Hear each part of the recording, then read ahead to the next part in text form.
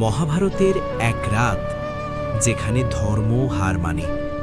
কি হয়েছিল সেই রাতে জানো? যুদ্ধ প্রায় শেষ, কৌরবদের সব বড় যোদ্ধা মারা গেছে, কিন্তু সেই রাতেই ঘটে সবচেয়ে ভয়ঙ্কর ঘটনা। অশ্বত্থামা প্রতিশোধ নিতে রাতের অন্ধকারে পাণ্ডব শিবিরে ঢুকে পড়ে। সবাই তখন ঘুমিয়ে, আর সে একে একে সবাইকে হত্যা করতে শুরু করে।